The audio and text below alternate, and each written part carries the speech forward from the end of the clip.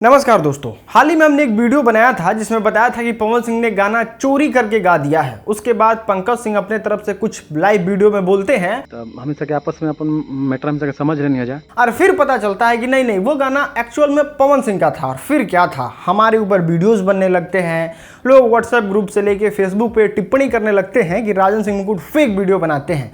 कुछ लोग तो ये भी आगे कह देते हैं कि आप राजन सिंह मुकुट जो है वो सिर्फ इसलिए वीडियो बनाते हैं ताकि कंट्रोवर्सी क्रिएट हो जाए, खेसारी लाल यादव की तरफ से, कभी कभी पवन सिंह की तरफ से। सबसे पहले हम बताते हैं कि मेरी वीडियो किस दर्शकों को देखनी चाहिए वो समझ लीजिए। पहले जिस भी इंसान के पास किसी भी मैटर को समझने के लिए 4 से 5 घंटे का समय नहीं हो, वो चीज जो 4 से 5 घंटे में समझेगा वो सिर्फ 6 मिनट में समझना चाहता है, तो आप बिल्कुल मेरी वीडियोज को देख सकते हैं। और मेरे वीडियो बनाने का मतलब भी बस इतना होता है कि आपको 6 मिनट की वीडियो में ये जितना कुछ भी हो रहा है वो सारा इंफॉर्मेशन दिया जा सके।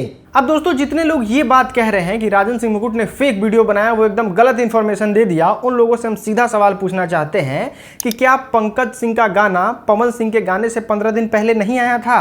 क्या पंकज सिंह राजपूत के गाने पे स्ट्राइक नहीं आया था? या फिर ऐसा हो गया था कि पंकज सिंह के गाने का हुक लाइन, जो पंकज सिंह का गाना 15 दिन पहले आया था, वो पवन सिंह से मैच नहीं कर रहा था? और इन सारी चीजों को हमने बताया, तो इसमें फेक क्या है भाई? अब दोस्तों, मेरी वीडियो बनाने के बाद कुछ कॉल रिकॉर्ड्स लीक होता है, कुछ व्हाट्सएप चैट लीक होता है, और पता नहीं कैसे कैसे ये चीजें सामने देखने को मिलती है कि नहीं पवन सिंह ने कुछ नहीं किया था, पंकज सिंह का गलती था। और हैरानी की बात तो ये है कि पंकज सिंह भी इस बात को मान लेते हैं कि नहीं पवन भैया में कोई गलती नहीं है, हम ही को जो राइटर दिया था वो पवन सिंह के गाने को चुरा के दे दिया था, वो सुन लिया था पवन सिंह का गाना। ये जितने लोग भी सोचते हैं, सबसे पहले आप ये वीडियो क्लिप देखिए। बहुत जल्दी हम सके उनका कंपनी से भी गाना आ रहा है, बात भैया भैया से मुझे कहने कि पंकज भाई हम लोग एक टीम है, सबको मिलजुल कर काम किया जाए, आप इच्छुक हो तो मेरे कंपनी से गाइए। हम बोले भैया एकदम इच्छुक हैं।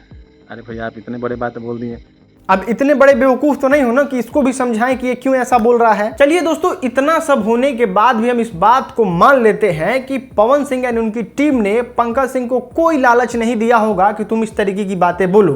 पंकज सिंह के दिमाग में ज्योतिर्लिंग आया होगा और वहां से उनको ऐसा रियलाइज हुआ होगा कि नहीं, अब हमको सारी बातें सच बता देनी चाहिए। कल तक जो पवन सिंह का क्रिटिसिज्म कर रहे थे उनको सही छवि को दिखाना चाहिए और बताना चाहिए कि राइटर ने किसी भी प्रकार की कोई भी गलती नहीं की है, पवन सिंह एकदम साफ सुथरे इंसान हैं और हमें जो है वो पवन सिंह का सपोर्ट करना चाहिए। मान लेते हैं कि ये सच पंकज सिंह को बोलने के लिए भगवान द्वारा कोई दिव्य शक्ति दी गई होगी, तो भी ये सवाल उठता है कि भोजपुरी फिल्म इंडस्ट्री जो है ना, वो इस दुनिया की इतनी सी इंडस्ट्री है। वहीं अगर बात करें बॉलीवुड हॉलीवुड की, तो 100 करोड़ रुपया जो है वो एक गाने में लगा दिया जाता है और इतनी बड़ी प्रोडक्शन टीम होती है, लेकिन कहीं से गाना लीक नहीं होता है और इतना ज्यादा कचड़ाई देखने को नहीं मिलता है। लेकिन अगर ये भोजपुरी फिल्म इंडस्ट्री में हो रहा है तो इसके रिस्पॉन्सिबल सुपरस्टार हैं, और सुपरस्टार से पहले अगर किसी का गाना आता है तो सुपरस्टार उस पर केस क्यों नहीं करते हैं, उसको जेल के अंदर क्यों नहीं भेज देते हैं कि अगले बार से वो व्यक्ति इस तरीके की अपमानजनक बातें आगे सोशल मीडिया पे नहीं करे, जिससे अपना भोजपुरी फिल्म इंडस्ट्री का मान सम्मान खराब हो। पवन सिंह को ही दोषी दूंगा, इसलिए क्योंकि वो भाई गान में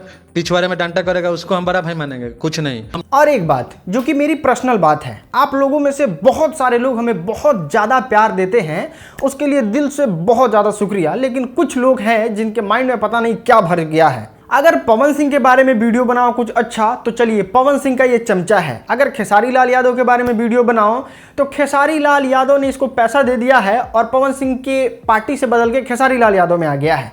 चलिए दोनों का क्रिटिसिज्म करते हैं तो कहते हैं कि अरे यार, तुमको तो सिर्फ कंट्रोवर्सी करके व्यूज लेना है। अगर इस रूम में बैठ के वीडियो बना रहे हैं तो घर में बैठ जाना है, आप वीडियो बना के दूसरे का गलतियां निकालते रहना है। अगर माइक लेके चले जाइए पास तो 100 रुपया का माइक लेना है और लगना है वीडियो बनाने। ये दोनों चीजें नहीं करके जाके छत पे मोबाइल से वीडियो बनाओ तो ले लेना है 100 रुपया का मोबाइल, छत पर से लगना है चिल्लाने, दम है तो सामने ना आ जाओ। इस तरीके की बातें करते हैं। क्या करे भाई इंसान, चांद पे चला जाए, एलियन पे वीडियो बनाए। दोस्तों, जितने भी लोग मेरी वीडियोस देखते हैं उन लोगों से हम इतना ही आग्रह करना चाहेंगे कि अगर आप किसी के फैन बन के मेरी वीडियो को देखिएगा ना तो आपको बिल्कुल अच्छा नहीं लगेगा। अगर पवन सिंह का लाल घाघरा गाना आएगा तो हम उसकी तारीफ करेंगे ही, चाहे आप कुछ भी हमको समझें।